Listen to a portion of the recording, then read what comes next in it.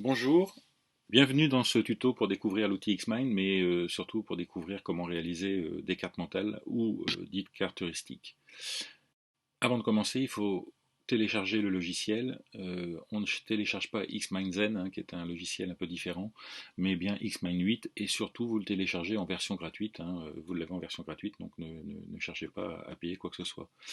Le temps du téléchargement, je vous conseille de mettre en pause, ça vous permettra de redémarrer la vidéo et de pouvoir la suivre au fur et à mesure. Voilà, vous avez ouvert le logiciel, vous avez téléchargé, ouvert le logiciel, vous arrivez sur cette première feuille, cette feuille qui s'appelle sans titre, et avec au centre le sujet central, hein. D'ailleurs, c'est pour ça qu'il est au centre.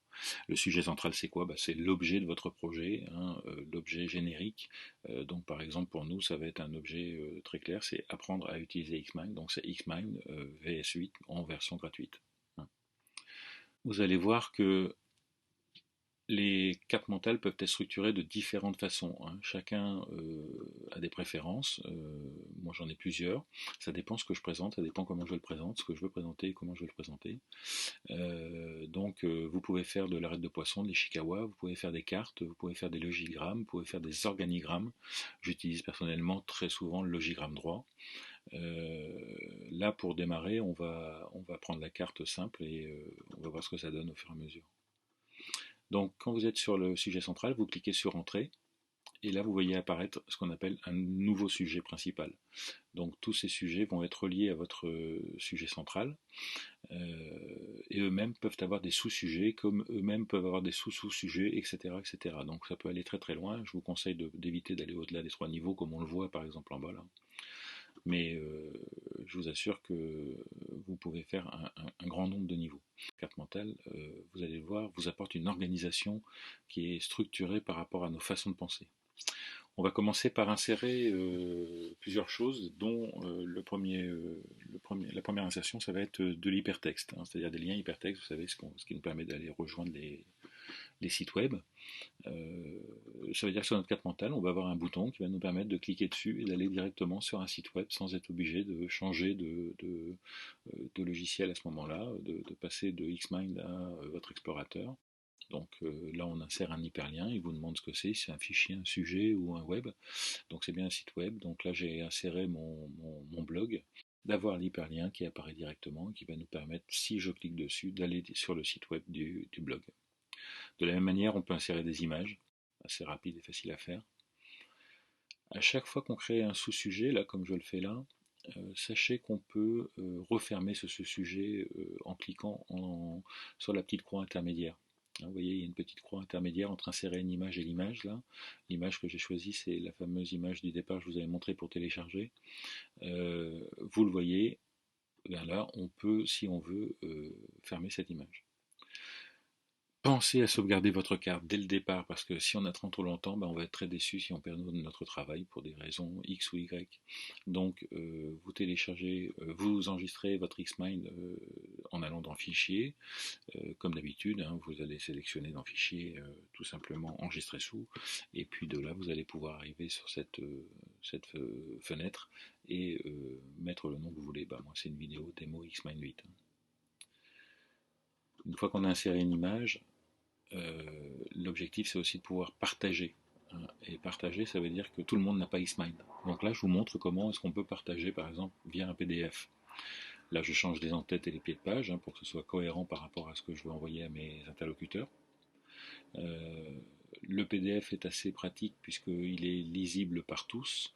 En revanche, il a un inconvénient, c'est que les liens ne fonctionneront pas. Pour que les liens fonctionnent, il faut impérativement que votre interlocuteur ait aussi Xmind.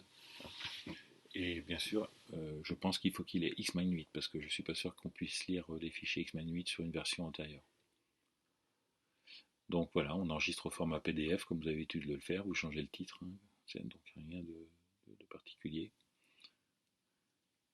Donc voilà, je vais mettre un titre évocateur pour éviter de ne pas le retrouver facilement tout à l'heure quand je vais vouloir vous le montrer.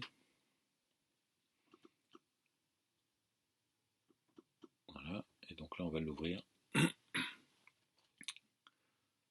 Enregistrer Xmind PDF.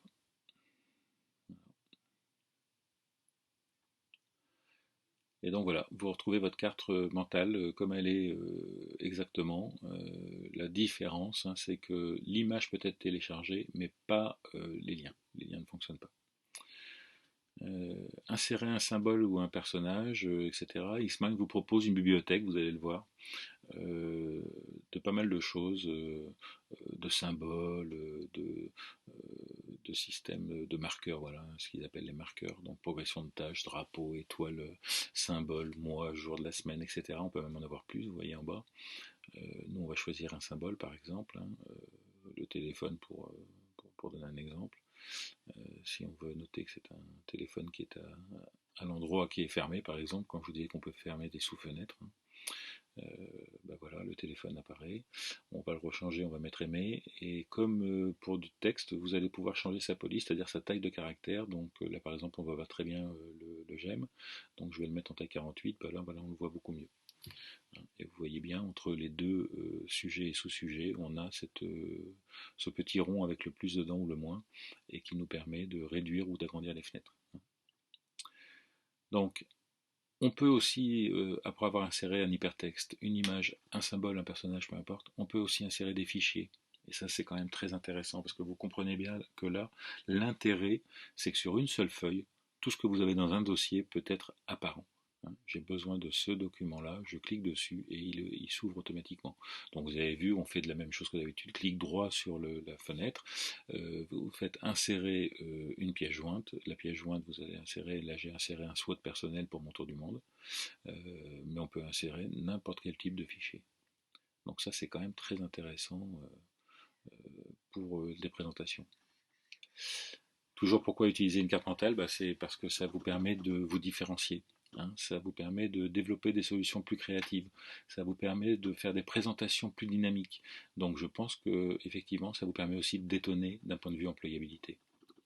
On peut, comme je vous le montre là, faire des accolades, etc., du bordurage, je vais vous montrer après. L'accolade est intéressante puisque là j'ai rajouté image et cette partie image, elle restera apparente si je ferme la fenêtre de l'image.